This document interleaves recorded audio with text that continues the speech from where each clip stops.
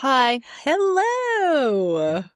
We're going to talk about one of both of our favorite things today. I'm so excited about this. Okay, I don't know if this was just something that I did when I was younger, but there used to be a bunch of websites where you could take all these quizzes. Uh-huh. Like, what kind of fish are you? Mm-hmm. What kind of sofa are you? What kind of cheese are you? Yeah. Yes. I don't even remember what I was, but No. all I know is I wanted to know all the... I was hard pressed not to take it. Like, if I saw it, like, it was like, it's like a remote stopper. Like, do you have a movie that's a remote stopper, by the way? Sign up. What's a remote stopper? Like, if you're scrolling on the remote, like, and you see this movie, like, you stop and you watch it no matter what the movie is. Do you have one? I don't know. So mine is Devil Wears Prada. If it's on, I gotta watch it. I love that movie. Yep. I can't stop myself. It used to be Pretty Woman. I'm still gonna say I'll stop and watch Pretty Woman too. Okay. Yeah. I hear it. You don't have any? I have movies I like. It just depends on what mood I'm in. Mm-hmm. I could see that. And I never am really I'm only clicking through like Netflix and stuff. I'm not like clicking through cables, so it's not. It's different. Yeah. There's no urgency. Mm-hmm. I like it. Okay, that makes sense. Yeah. Yeah. But I get what you're saying. I get the concept. Mm-hmm. Who doesn't need to know what kind of cheese you are? It's important information. Are you Brie? Are you Swiss? Are you Colby Jack? My God, are you blue cheese? Oh, not. Well. Huh. I don't want you to be. You should go get your allergies checked. Living in that much mold cannot be healthy. Well, we're not going to talk about what type of cheese we are today, although that would be very interesting as well. Kelly and I both had the idea at the same time without talking, which is always fun, that we definitely need to talk about our favorite grown-up sort of personality test, which is the Enneagram. Love the Enneagram. So the Enneagram is, I'm giving you like a prescriptive definition here, personality framework that explains your core motivations, fears, and stress patterns, not your hobbies or aesthetics, which I tend to say it kind of does, kind of goes around that too, but whatever. Yes, that's the Enneagram, you guys. And so there are 9 types of Enneagrams. And funny thing about this whole thing is we don't know which one is ours. Like, I can guess which one is yours. Yeah. Same. I could guess which, but I'm down to 2. Could be either one. I think I know. I think I know too. Yeah. Okay. Yeah, but it's great. I don't know how we haven't talked about this before. I don't either. But it's perfect. So we're going to go through the types real quick. If like you've been living under a rock and you've never heard of the Enneagram, and you got to go take one of the tests if you haven't taken one. Yeah, we should put one. We can pop one in. Yeah, I got to scan them because sometimes the free ones that seem free, you get to the end and it's like, sign up for this thing. Yeah. And you just spent 20 minutes doing it. Yeah, don't do those. Yeah, we'll find one for you guys, a quick one. Okay. Are we going to go through the types? Yeah. You want to start? Yeah. Type 1 is the reformer. So they crave order, correctness, and improvement. Type 2 is the helper, otherwise known as the giver. I think I'm doing like the definition that's like 2 down. Core drive is to be needed. Okay. We'll do those. This one has like a mix, right? In conflict, that person's emotional, wants reassurance, hates feeling unappreciated. Tells meaning like, how do you know? I think like they're not in their right space. Okay, that's what we mean as a tell. So over text to check in, over commits, avoids asking for help. And then what do they need from a partner, or what do they need to feel like safe in a relationship? Needs verbal affection and reciprocity. Let me go back and do type 1 then. Yeah. So type 1, the reformer, also known as the perfectionist, their core drive is do it right. In conflict, direct, principled, irritated by irresponsibility. And then their tells is they correct everything, tight jaw, cleans when stressed. And they partner with, what is this? Chaos drains them, consistently calms them. So consistency calms them. Calms I think it's saying like what do they partner best with? So like don't be chaotic. Who do you partner with? Yes. Yeah. Okay. Like that type does best with that because they get exhausted by if you're like a walking hurricane, I guess. Or oh my gosh. Yep. Yeah. All right. So we went backwards. So now we're on type 3, which is the achiever or the performer. Their core drive is win, succeed, impress. In conflict, logical, fast, feels slowed down by emotions. tells can be rebrands their personality based on context, hates inefficiency, and in a partnership needs admiration and results. Mm-hmm. Huh. So type 4 is the individualist, the romantic. Their core drive is be authentic. In conflict, they are deep feeling, dramatic, needs emotional honesty. The tales need to process alone, spirals about being misunderstood. And in partnership, they need depth, reassurance, and emotional presence. Type 5 is the investigator, otherwise known as the observer. Their core drive is protect my energy. In conflict, they withdraw, want space, and overthink intensely. Overthinking intensity, perhaps you might say. Mm-hmm. Tells retreat suddenly, very dry humor, intellectualizes feelings. Need a partner that respects boundaries, and they hate emotional pressure, so don't emotionally pressure them. No, they don't like that. Mm-mm. Type 6, the loyalist or the guardian. Their core drive is feel safe. In conflict, they are anxious, questioning, and runs scenarios. Their tales needs clarity, consistency, and reassurance. And they partner with their partnerships. Loyalty is everything, and predictability equals love. Then there's old type 7, the enthusiast or the escape artist. I'm just going to give you a hint. I am not a type 7. What? You'll know why when I read it. Like, this is probably the type that I understand the least, and that's who I married, so spoiler alert. Their core drive is stay free and avoid pain. In conflict, they avoid heaviness, jokes. They will joke in conflict and distract and reframe. Or they just pretend like they're not there. I don't know. One of those. My goodness. That was an ad lib. Mm-hmm. Their tells plan 14 things at once, hates being cornered. They need a partner, or they need to have fun, have options, and have low pressure emotions. I really don't know how we got married, but here we are, figuring it out. Look at that. I love him. Type 8, the challenger, which is also known as the protector. Their core drive is stay strong. In conflict, they are blunt, intense, direct, confrontational, but loyal. And their tells, they test people, hates weaknesses, and commands a room. And they partner well with, in partnership, they need honesty, autonomy, and zero BS. And then there's type 9 to round out our Enneagram types, the peacemaker or the harmonizer. Their core drive is keep the peace. If in conflict situations, they might withdraw, minimize, avoid taking a stance. Their tells, they say it's fine when it's not, and they numb out when they're feeling overwhelmed. And in a partnership, they need gentle communication and time to process. So there's books, there's tests. Yeah. We said we'll link one. So there's like a lot more meatiness to each of these things. When did you take your Enneagram? Like, why did you take it? Did you just find it or? No, I took it as part of like a leadership development course. Okay. So it was actually pretty poignant because when I took it, it was trying to, one, decide what kind of leader I am and how leadership fits into my life and how to be a better leader by knowing my Enneagram.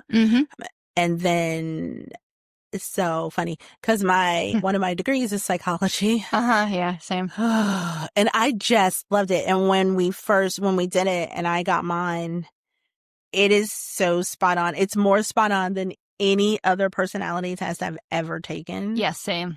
And it just made me like, one, understand myself a little bit better. And also it really has helped me in professional environments because one of the things I like to do is have people take an Enneagram test. Just so I know how to work with them and how to be around them. And now saying that, we haven't done that in my new role and we're doing that this week. It's happening. It's so good. And that's why we want to talk about it, not just because we like quizzes, but one of the themes that we talk about often together is communication. And communication is really freaking hard, guys. And I think that's the root of most conflicts and most bad feelings and good feelings and. Yes. And when you feel stuck in a pattern of why can't I understand where that person is coming from? For me, it has been so helpful. Like I said, like knowing what Josh's is. Oh my gosh, it made so many things make more sense when I felt like he was ignoring me or are we living in the same reality? Yes. And then when I realized, like, and with, you know, his childhood and like things that have impacted, like, it makes total sense that, and when you kind of just know that somebody's doing it coming from a place of, I don't know, that's just, that their core, that they're looking for the core security or whatever we called it, core drive. It makes so many other things make sense. So I took one when I was in therapy the last time. She had me take it. And do you know what your wing is? Oh, I absolutely do. So people, if you take it, you should get like a core Enneagram number and then you have a wing. So if you're a type 2, you either have a 1 wing or a 3 wing. And so generally there's like a type 2 with a 1 wing is different than a type 2 with a 3 wing. Yes. And they get into all the details of all of that. Like you can look up like all the details of all of the different wings with your core Enneagram number. But when I tell you mine and I tell you my wing, like it literally everything about my life falls in place. Like it makes so much more sense. Okay. Are we just going to go right to the guessing? Yeah. Okay. Guess. Okay. I think you're a 1 or a 3 and I landed on 3, but that's my guess. I am a 3. Okay, yeah. I'm a 3. I went back and forth and I was like, nope, the motivation's not right for the 1. And then there was the shutting down the feelings thing and I'm like, oh, that's her. Yeah, this is silly. This is so silly. Why are we doing this? No. I'm a 3 wing 2. Okay. So I'm achiever and my wing is a helper. Makes sense. And it makes so much sense. Okay, so I'm going to guess yours. Especially after our conversation today that we had at brunch. You're a 1. I'm not. What are you? I'm a 6. That was next, really? Yeah, I'm a 6 with a 5 wing, man. Real Jenna. Yeah. Yep, I could totally see that. Security is all I ever care about. Yes. When I feel like I can't anticipate something or I don't know what's happening, my entire existence is to get to, right? Like hypervigilance. I'm always trying to anticipate everything that's going to happen because that makes me feel safe. So why I married a 7 who's about as unpredictable as a kite, I don't know. But well, here we are. Mylan is a 1. Yes. And my therapist, she's like, I don't know what you are. She's like, she told me after she went to bias it, but that's what she said. She's like, you're a 1 or a 6. Yep. And I could easily be a 1 also, but I think the 5 wing, they're very like data oriented and like no BS and like get to the point. And so that's kind of brings in a little more of like the yes. But 1s and 6s are similar.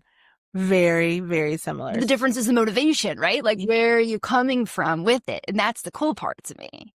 I think that is the coolest part. Like that is, so how do you see your 6 like coming up? Like how does your 6 not rear their head? Okay, so I have terrible anxiety, which makes total sense. I think what I determined, like as I've like from a young age, which I think is where all of this starts for a lot of us, my hypothesis would be that we could become multiple different types, but our childhoods and how we interpret them and internalize them definitely shape how we see the world. So I always thought that if I could, you know, keep there from being conflict so nobody would fight, so I could keep it peaceful. So if I could predict everything and like, okay, so that person looks like they're getting a little bit upset. Let me go tell a funny joke, or like, let me go clean or do this over here because that will anticipating keep it from, needs. Yeah, anticipating needs, but not from a perspective of I really want to help. From a perspective of I want it to be safe here, and it's not safe if it's chaotic or all over the place. Yeah. So it makes me really good at planning. It makes me really good at my like the strategy part of my job because I will see things around the corner that no one's even. They're like, there's not even a corner there. I'm like, oh, there will be. Oh, but there will be. I've already like so.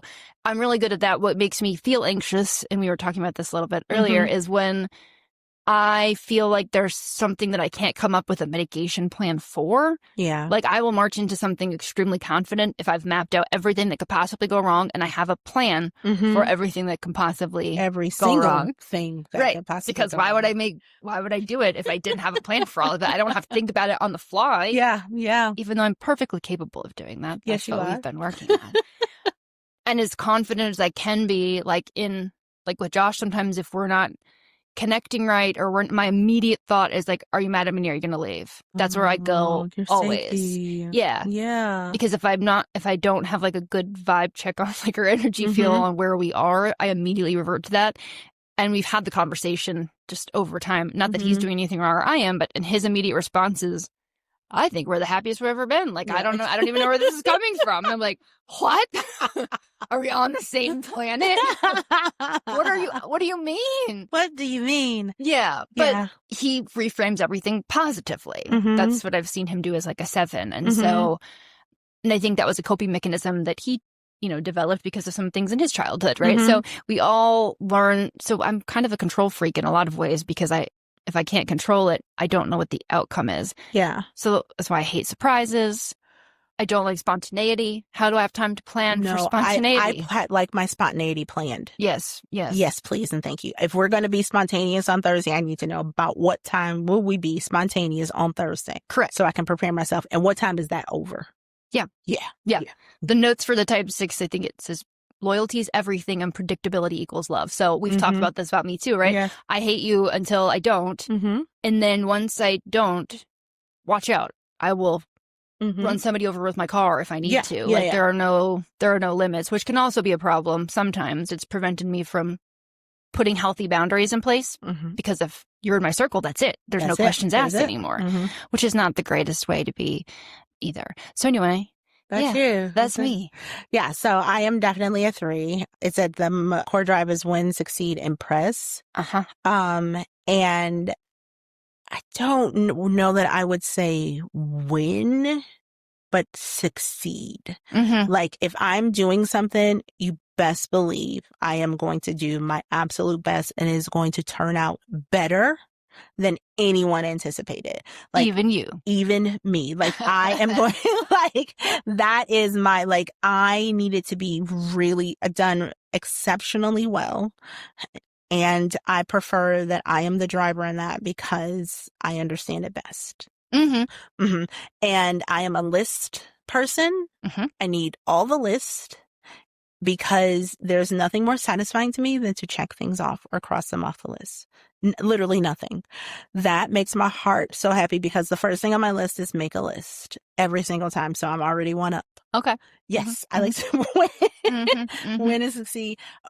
But having the wing 2 in that, like, I want everybody to win and succeed with me. And so I want my wing is not a 2. So I want to help them get there too. Yeah. And I have a difficult time understanding why wouldn't you want to be the absolute best at it? Yeah, I get that. Like that mediocrity does not compute to me. We're either going to be excellent or we're not going to do it. And that comes from where, do you think? Because I was an only child for a very long time. And then in my family, there are 5 grandchildren. So it was first cousins, but we all grew up as brother and sister. And so I was held as the example because I was the oldest. And so I had to be wonderful and perfect and excellent at everything because I had these people below me watching me. Sure. And there was no room for me to fuck it up. But you cared about them and you wanted them to be successful, so you took that burden on yourself that it's like somehow your responsibility to be exceptional. And then also I needed them to understand, like, you don't have to go so hard because I've already done this. Like I've trailblazed for you. Yeah. So like, I think you're good here. Like, I think you're okay. But I had to be the example and help them get through. Like, it's so crazy. It makes total sense. So my wing is a 5, which this is probably almost more of what I lead with. So withdraws, wants space, overthinks intensely. Retreat suddenly. I have this so joke weird. with our friends that when we would have parties, I Irish goodbye everyone at my own house because I'm just like, well, I'm done. I'm going to bed. That's and me I would too, just though. be gone. Yeah, I will. Well, also Irish we just goodbye. both like sleep. So yeah. Dry humor intellectualizes feelings. Mhm. Yeah, so that it's more of like I think of type 5 and in more generic terms as like the sort of data-driven nerd person that's just like, I am a robot, I talk like this, which not really sure. I think my dad is a type 5, like very just, okay. It's like intense. It's also like, it's like a lot. Yeah. So that tacked on to the overthinking, hypervigilant 6, like that's a lot. But again, all of my stuff, like I want to do things for other people and I want to bring more, not necessarily because that makes me feel safe, right? Because if I'm contributing the most in the relationship, you can't tell me that I'm not enough, right? Which has led to me being in relationships and feeling like, why does this feel very one-sided? Well, that's just because it was. Yeah. So for me in relationships, it's like, okay, I want us to have the best possible relationship. The best. I want it to be top tier. And with that, if you can't get here, I am going to help you along. But I do not understand why you don't want the absolute best. Of course you do. So I'm going to help you get here, but it's going to be the best. That's your potential in people quote. Yes. Yeah. Yes. Yeah. Always. Like, when I think about, I guess when I don't know how I come across. I don't know if I come across more as a 3 or a 2. I think it would be either way, depending on the day. But neither of them are like, they're not hidden in plain sight. Like they're very obvious. It's like a neon light for me. But yes, I need it to be really, really good, whatever it is. Yeah. Yeah. And I do too, but because that makes me feel safe and in control. Yes. If it's the best, you can't top the best. You can't top the best. Just be the best. Yes. That's how you stay safe. Right? So like we both want to be the best. We just have different motivations for why we want to be it. Yeah. Which I think it's so cool. Yes, I do. I think that's great too. Do you have people in your life that are, I mean, other than Josh's crazy 7? And Josh, I love you, but 7, are you sure? Other than Josh's crazy 7, yeah. Like, do you have people in your life that are like different Enneagrams and that kind of confuse you a little bit? I haven't talked about this with enough people, I don't think. I think I've tried to force people to take the quiz, but I found that not everyone is as jazzed about these type of things. Like, do you know what your Myers-Briggs is? What is it? I'm an INTJ. I think I'm an I think I might be an ENTJ. That would make sense. Yeah. Yeah. That one's just more structured in the workplace. And the funny thing about those, and I think it says in some of the Enneagram books, the wings are, but especially for the Myers-Briggs, like that's how you show up at work. So you can also have different like personas at work versus how you are at home and in your personal relationships.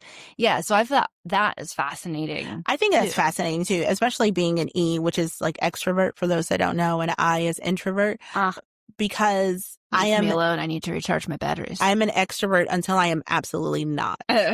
Like, and there are just times I just don't want it. I don't want the chit chat. I don't want to do it.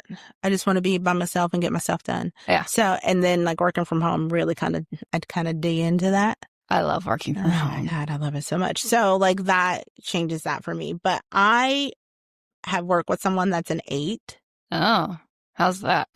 Exhausted. Like, it's like, oh my God, like everything. Like, if every battle's a battle, then nothing's a battle. Like, come on. Like, why are you so combative? They feel combative to me. I think I work with a couple 8s, yeah. They feel combative to me, and I like things easy, like, easy. And they do not like things easy. Well, do you know anybody that you would guess is an 8 with the 7 wing? I feel like that's a lot of men in corporate America, right? Because they go into the room and they're like, I know the things I hate weakness. Let me test somebody. And then they think that they're running the room. But then they leave the room and they're like, that meeting went great. And I'm like, were we in the same meeting? That was terrible. Did you see everyone's face? But they just reframe everything Brad. to be excellent. Yeah, I think Brad is an 8 with a 7 wing. I agree with you. Right? That is, you literally just described Brad. Uh-huh. Like, cannot read the room to save himself. No, everything he sees is just coming up daisies or whatever the saying is. Like, I'm like, everybody hates you in that room. Yeah. Like, they get irritated when you speak. No, and he's like, no, they no, loved me. They love I me. was amazing. I blew it out of the water. Maybe like with a palm. Like, Yeah. wasn't good. It was not good. Yeah, I could see that in a lot of men in corporate America like that. Yeah. Oh, I'm that's sure some gross. women too, but more so stereotypically men. Is there a type you wish you were? I don't know. They seem to all have strengths and weaknesses. I wonder what it would be like to not live your whole life worried about security. Mm-hmm. Because even as I have evolved as a person and worked on a lot of my stuff, Mm-hmm. that is still absolutely, and I think will be until the day I die, my core need. What it looks like for me to feel safe and secure maybe changes. Mm-hmm. But if I feel that I am not, and I was thinking to our conversation about friendships, right? Mm-hmm. As soon as I feel, so I take my need for safety and security and I put that with my 5 wing, my let me overanalyze and overthink everything and just like logicalize it, Mm-hmm. because I can be obnoxiously logical, Mm-hmm. as, you know, creative and weird as I can be. I think that's why if I sense that something's like not right, I'm like, that's not predictable. Get me the heck out of here. So that's how I almost feel like a little like a 6 in that I do seek security, and that makes me feel settled. Mm-hmm. Because if there is the tiniest bit of something not right, Yeah. I notice it immediately. Yeah.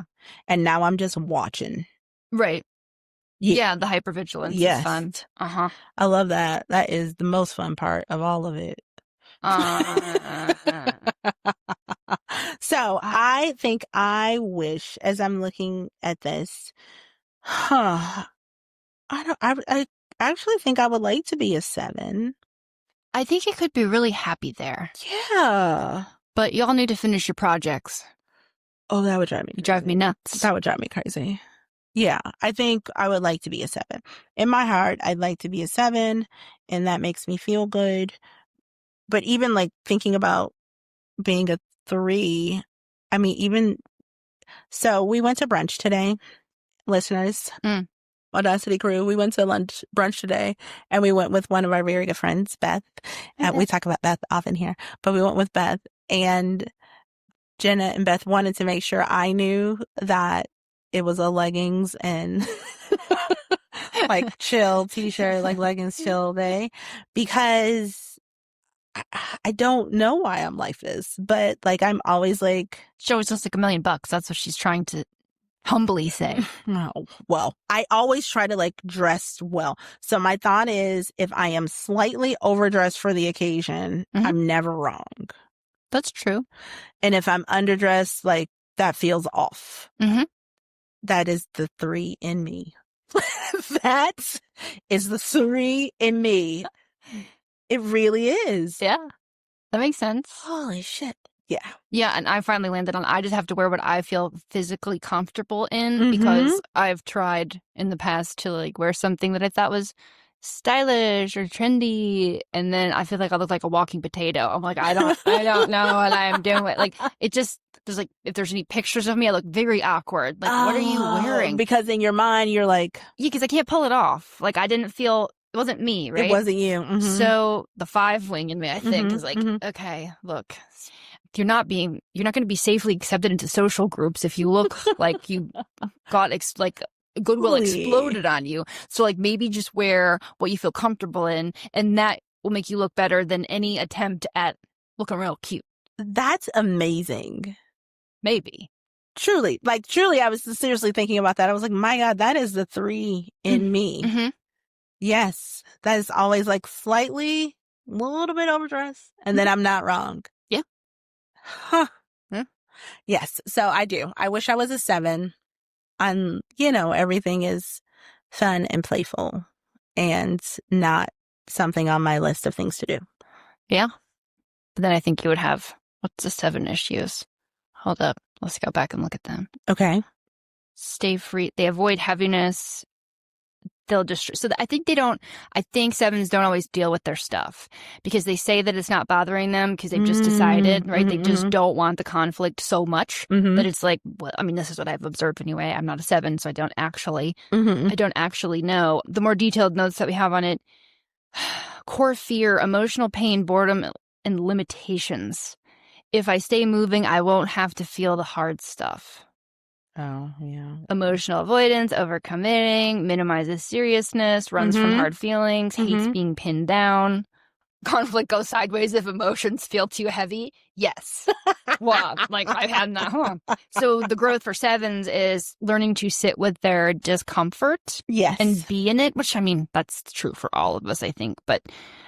And I think even committing, because I think sometimes it can feel claustrophobic to say I've picked one thing.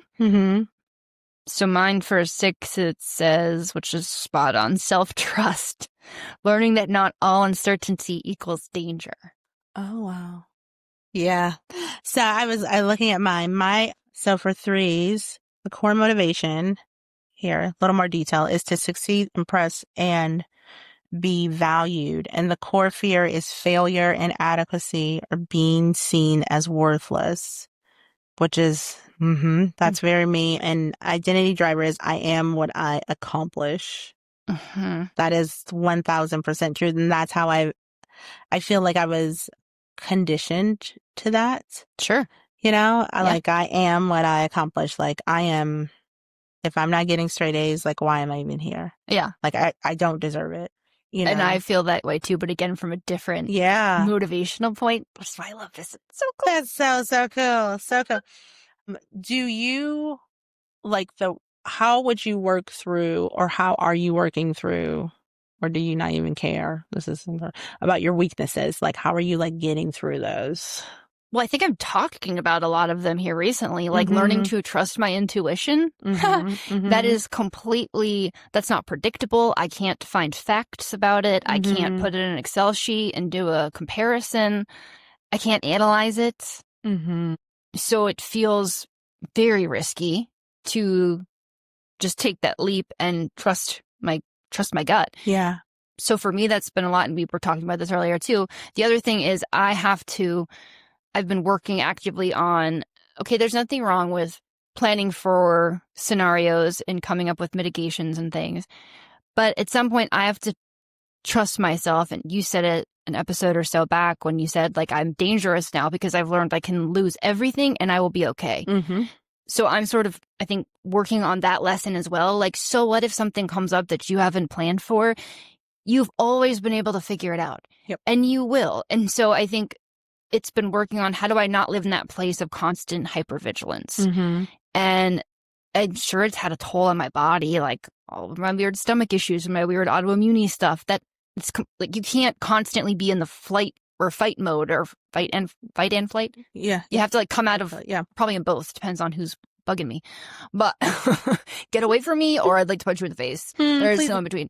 But I mean, you're up. So I've been working on those things because life is a lot less stressful if you're not constantly waiting for the other shoe to drop. Like, I even felt it in relationships when things are good and there's no chaos. Like, I know how to be in crisis. Like, I'm great in a crisis. When things are just good, I'm like, what's about to happen? I don't like it here. Something bad's about to happen. What is it? What is it? What is it? What is it? When I can't guess what it is, sometimes I make it up. Oh. Have you never picked a fight with somebody? Because, like, I'm like, I don't want, poor Josh. It's really all on Josh. But if everything's good and happy and going well, I'm like, well, something's got to go wrong. Really? Yeah. Oh my God. You're exhausted. Oh, yeah. That's why I'm working on being less exhausted. Yeah. But yes, it's exhausting. And I think it's exhausting to be around also.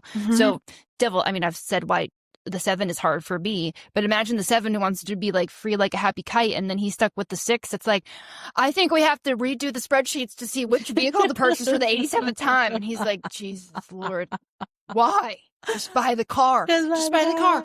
Or don't. It'll be fine. Yes. I'm like, but what if it's not fine? Yes. So I don't want to be like that, but there's value in it, right? Like you said, like, I'm good at analyzing things. I'm good at seeing around the corner and planning, but I'm not super organized either because like my planning is for security purposes and I feel like I've got it all up here in my head. Anyway, what about you? So I was looking at the weaknesses here, and this is stress feature is image conscious, overworking, emotional disconnection. And so Never talked about that before. Yeah, no, not at all. So image conscious, I don't know that I would, in the way that I feel that I'm image conscious, I don't know that that's a weakness. I think it's just a thing. I like things to be aesthetically pleasing around me. And yeah, as long as you don't feel like your value is tied to that in any way. I don't. If you show up looking like a bum. I just can't show up looking like a bum. You should try it sometime. It's fun. So that doesn't work. But the overworking is a problem. It has been a problem for me. I have been known to start working at 7 or 8, especially in the job that I was in previously, because we worked on Pacific Standard Time. So we actually didn't start work until like 10 or 11, but I would start at 7 or 8 and easily work until 8 or 9 o'clock, like daily. You remember that? Like I could not stop because I had to get things done. And I've tried to be more cognizant in this role because I work with a firm that is very serious about your time and making sure that your time is protected. And so I try my best always to leave around 5, be done at 5, like shut my computer down. But like that has been probably one of the most difficult parts about my job. Yeah. And also they like truly want you to take a lunch. And I'm like, I could be getting so much more things done. Like I can get so many things off my list. I have not stopped. So I don't leave my desk without a list of what I'm doing the next day. Like so when I sit down, like I'm already prepared and ready to go. Yeah, I do that sometimes too, but it's like on a haphazard sticky note thrown somewhere on my desk. You would hate it. Oh my God, that's what I'm crazy. No. I have a digital notebook so that I could download it and put it. Oh yeah, I wrote it somewhere. It's probably like got under my coffee cup. Oh yep. So that I have been working on, and the emotional disconnection. Oh, you guys, I don't know if you've listened to any of our podcasts before, but feelings are a thing for me because I have very big ones. So the thing is, I have big, ginormous feelings. And I have not thought that I could be logical and also have feelings. Like there is a practicality that comes with emotional disconnection. Dude, I think you just nailed it. Yeah. Logical people aren't emotional people. You cannot be both things. I don't think you can be both things. And so you can, but we're not saying you can't, but no, this is what I'm learning, that in fact you can. And actually you are stronger because you embrace your vulnerability. But that has felt like it doesn't fit on my list of things to do. And I can't get through my list if I'm dealing with my feelings. And so previously, not so much anymore really at all, but previously, like I would literally just sit my feelings to the side. Like I can deal with those. I can put those in a box and not deal with them. And my therapist, so funny. He said to me once, my last therapist said to me before, he's like, you can some things you just are going to have to put in a box and put it away. And I was like, well, it's a neatly folded box and it's color coded in the shelving area. I don't know. It's like, so that if I need to pull it out, I can identify it. And I was like, I'm not just throwing stuff in a bin. Like what? Is that what you're suggesting? If I sit on it, the lid will close. Yeah. But yes, so that has been probably one of the most difficult things I've worked on in the past But wait, year. explain more about that, because that sounds like he told you to actually not deal with your feelings and put them in a box? He said sometimes you have to compartmentalize things in order to get through them. And so he Okay. talked about me putting some things away in a box. But you have to come back to But I it. have to come back to them. Oh, there's the catch. Okay. Yeah, I got to come back to I it. was But like, wow, I need to see this therapist. No, want no, no. validation for disassociating. oh, no. You got to come back to it.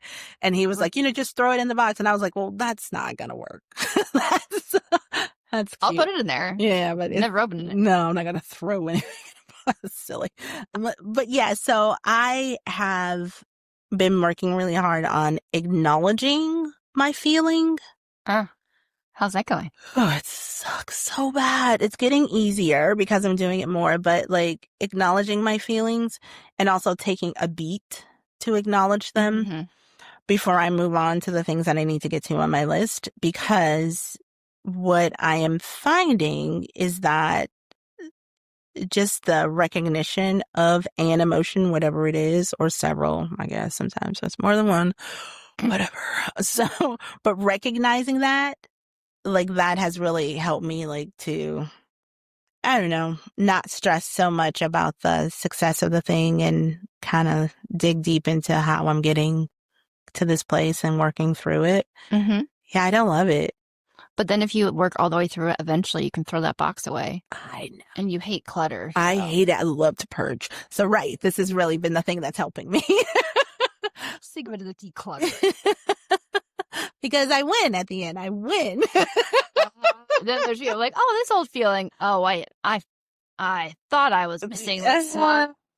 No, I'm getting better about that too. It definitely gets rid of the power of it or something. Yeah. Like this is not a direct statistic or anything, but I've read many articles that suggest that more women get autoimmune things because women tend to have to suppress. I have been reading this too lately. Yes. Right? And so when you are putting your feelings in a box or putting them away and never taking them out again, I have bad news for you guys. It's still there. It doesn't go anywhere. And then it just sort of starts manifesting itself in your physical body if you're not getting it out. You almost have to like purge it out of your physical body so it doesn't have to stay there. Like women literally die from holding their feelings in. Like it's crazy what happens. Yes. And then also we can be logical and have feelings, right? And again, I'm saying this as a reminder to myself more than anything else, but feelings aren't facts. They are not. Right, but they're clues. Like something is wrong. What's going on here? If I am sad, well, sometimes it's obvious why you're sad, right? Am I angry? Am I frustrated? Get you one of those feeling wheels. My therapist made me get one of those like I was 5 years old. She's like, start out the big feeling and work your way out to the more sophisticated, like the more, I'm like, I don't know. I don't. I'm fine. She's like, fine, so I'm feeling. Try again. It was annoying. But I think when you can identify what you were feeling and the more specific you can get, like instead of just angry, are you angry or are you anxious or are you scared or are you feeling insecure and why? And then you can Or do you need a nap and some water? Yeah. Sometimes you just need a nap. Maybe you are tired. I'm always tired. But it's just, it sounds so simple, but I think the more you do it, it's like anything else, like the easier it gets to pause in the middle of the feeling episode and be like, hold up. I think that's a clue that maybe this, and this is going on and I need to maybe do this, and this. Or just sit in it and be uncomfortable. That's what I'm not good at yet. So that is the one that I've really been working through because what happens with me is that like I'll have a feeling. So earlier in this evolution of this feelings shit, I would have a feeling, fine, I know what the feeling is, and then I move on. I mean, because I acknowledge that was a feeling, sure. But then I move from it. And so now it's like I acknowledge the feeling and I take a beat and see like, where am I in this space? Like, and what is this truly affecting? And, like, it's the worst. It's just... I'm imagining Kelly's feelings as Amazon drivers. They're all outside her house waiting in a big line around the block because she has to, like, she's like, I see you. And they're like, you have to take the package and open it, ma'am. And she's like, I saw you already. Yes. I know that you're there. It's fine. And then they're like, swarming actually, your house. could you just go to another house? Like, that would be better for me. No, ma'am, you ordered this. It's yours. You must take it. Ooh, but I don't want it anymore. I don't want that anymore.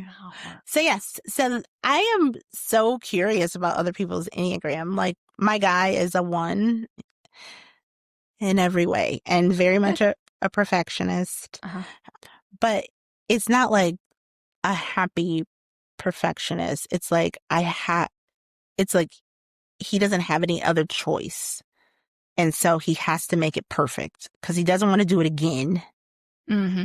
But everything has to be as so, like just such. Yeah. And it is so stressful for him. And it makes me like really, really sad, that it's so stressful for him.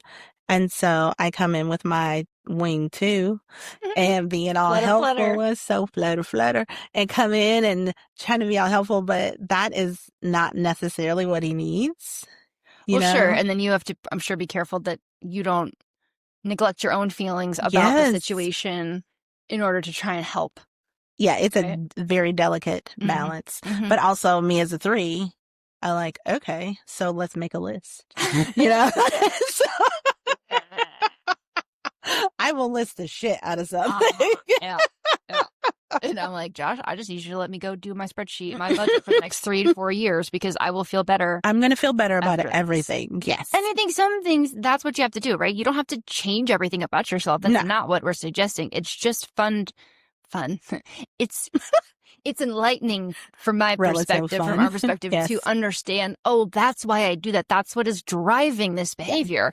Because then you can adjust it and like use it for good. Mm-hmm. So I can use all my hypervigilance for sick stuff to be like a really good planner, a risk mitigator. And I don't have to use it to drive myself insane over what stove to purchase, as if you could purchase the wrong stove. Oh my gosh, speaking of Amazon, we were talking about Amazon and how he has a difficult time shopping on Amazon. Because of the reviews? Because, there are just so many options. Yeah.